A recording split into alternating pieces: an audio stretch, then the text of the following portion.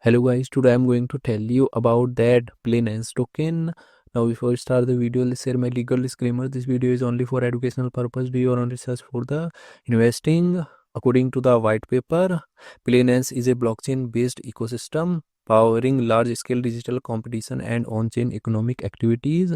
It supports over 10,000 games and sport events, process daily on-chain transaction and daily active users.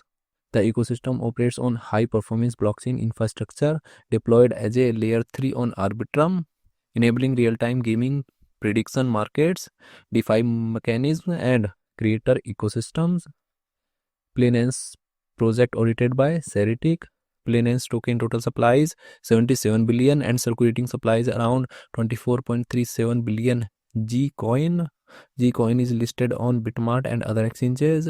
If I share my opinion with you, then this project up to 65% chances is that it is a legit or good project. So guys, don't take my opinion as a financial advice. Do your own research for the investing. Thanks for watching.